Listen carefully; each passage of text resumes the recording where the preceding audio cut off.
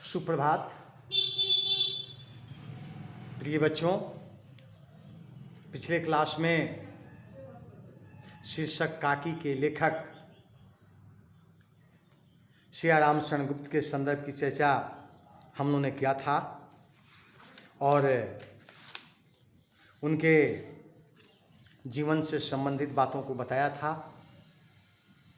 साहित्य में उनके सकारात्मक सहयोग और अन्य बातों को हम लोगों ने पूर्ण रूप से रेखांकित किया था। आज पुनः शीर्षक को नियमित करते हुए पाठ के जो मूल उद्देश्य हैं और शीर्षक की जो सार्थकता है उसके संदर्भ की चर्चा हम लोग यहाँ करेंगे। वास्तव में लेखक सियाराम शरण गुप्त बड़े ही प्रभावी ढंग से बच्चे के मन के भावों को ताड़कर समझकर उनकी सहजता सरलता को प्रकट करने का प्रयत्न और कोशिश किया है। बड़े लोग समझदार होते हैं, धैर्यवान होते हैं, ज्ञानी होते हैं। उन पर दुख का सुख का अनुभूति आता है। वे उस बात को समझ करके एहसास कर करके उनको समग्र व्यवहार करने का प्रयत्न और प्रयास करते हैं। लेकिन जो बच्चे होते हैं उनको किस प्रकार से धैर्यवान बनाया जाए, किस प्रकार से उनकी बौद्धिक क्षमता को विस्तृत किया जाए, क्योंकि उनके पास वास्तविकता यथार्थवादिता का अभाव होता है, कल्पना का अथाह सागर होता है। वे कल्पनाओं में डूब कर करके कुछ भी करने के लिए तत्पर होते हैं। स्वाभाविक रूप से वे बड़ी शीघ्रता से स्थिति परिस्थिति को समझ नहीं पाते, भूल नहीं पाते और वे परेशान होकर के कुछ ऐसे कदम उठाने के लिए आतुर हो जाते हैं जिससे उपयुक्त नहीं कहा जा सकता। लेखक हमें यह भी समझाने का प्रयत्न और प्रयास किए हैं कि बच्चों के अंतरंग जो भाव हैं बड़े होने के कारण हमें समझने का प्रयत्न और प्रयास करना चाहिए। याद कीजिए, पतंग बांध ली गई, सिर्फ उसको माँ को लाने के लिए राम के पास आसमान में भेजना था, लेकिन उसी बीच में उनके पिता विश्वेश्वर आते हैं और पतंग को फाड़ देते हैं। और जब उनकी नज़र उस शब्द पर पड़ी जहाँ लिखा हुआ था काकी, अब सोचिए कितनी मन उनकी व्यथित हुई होगी। बच्चा का जो भाव था कहीं पर नहीं था, कोई कलुषित विचार उसके मन में थे, सिर्फ एक ही भाव थे, काकी के सानिध्य में जीवन यापन करना। और वह इसके लिए ही सारे प्रकार के कर्म किए। चोरी करना, विश्वेश्वर जी के कोट से पैसा निकालना, भोला से दोस्ती करके रस्सी मंगवाना, पतंग मंगवाना, सारी क्रियाओं को करना। या उसके बौद्धिक बालपन की जो छवि है, शाश्वत छवि, वह दिखाई पड़ती है। लेकिन इसमें अबोध मन जो है वह भी दिखाई पड़ता है।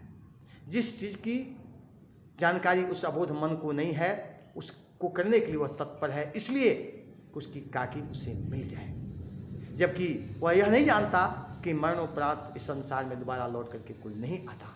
यदि इस बात को जान जाता तो शायद इस प्रकार के उपकर्मों में वह पढ़ने का प्रयत्न और प्रयास भी नहीं करता। इसलिए एक बात का एहसास हमें होना चाहिए कि बच्चे के भावों को ताड़कर, समझकर या उससे पूछकर उसकी मुसीबतों को कम करने का प्रयत्न और प्रयास करना चाहिए। अगर विषम परिस्थिति में दुख के भाव में यदि हम हैं तो बच्चा छोटा है, नादान है कह करके उसे छोड़ नहीं देना चाहिए। उसके भाव की उपेक्षा कभी नहीं करना चाहिए, बल्कि उसकी जिज्ञासा को शांत करने का प्रयत्न और प्रयास करना ही हमारा मौलिक कर्तव्य होना चाहिए। जिस प्रकार से विश्वेश्वर ने किया, उनके बाल मन को कुचलने का प्रयास किया।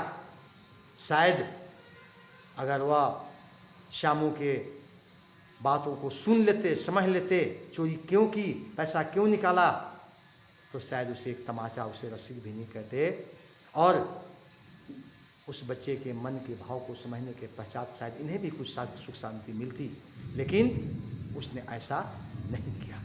यह एकांकी विचार थोप देने से या उस पर लाद देने से पूरा नहीं होता। हमें इस बात का ध्यान रखना चाहिए कि बच्चे का जो मनोविज्ञान है उसको समझना, उस पर निष्कर्ष के रूप में पहुंचना स्वाभाविक रूप से हमें आना होना चाहिए। यदि ऐसा हम करते हैं तो इससे बड़ी बात और कुछ नहीं हो सकती। और स्वाभाविक रूप से लेखक इस शीर्षक के अंतर्गत उस बच्चे के बाल मन के भावों को समझते हुए पाठकों तक अपने विचार पहुंचाने का सफल प्रयास किया है कि बच्चे के भाव को ताड़कर समझकर उनकी उपेक्षा नहीं करनी चाहिए, बल्कि जो अपेक्षाएं उनकी होती है उसे पूरा करने का भरसक प्रयत्न और प्रयास करना चाहिए। यदि ऐसा हम करते हैं तो निश्चित रूप से उस बच्चे के साथ साथ पाठ के उद्देश्य की प्राप्ति भी हमें हो जाती है।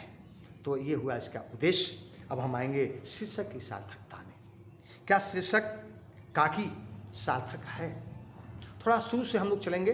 इसकी सार्थकता के अनेक पहलू हैं जिस पर एक दो बार विचार करने के बाद स्पष्ट हो जाता है कि वास्तव में काकी शीर्षक सर्वथा उपयुक्त है। लेकिन थोड़ा बारी बारी से कुछ बातों को हम लोग थोड़ा विवेचना करेंगे। जब सुबह उठता है, काकी नीचे भूमि शयन करती है, कंबल ओढ़ करके, सभी लोग घेर करके क्रंदन करते हैं। तो इस बच्चे का एक ही भाव है कि मेरी काकी यहाँ पर ऐसे क्यों सोई हुई है। काकी शब्द उसके भाव मन में आते हैं। इसके बाद जब उसे लेकर के लोग श्मशान घाट जाते हैं तो बड़ा उपद्रव मचाया। किस लिए? काकी के लिए। हमेशा याद रखिएगा, काकी।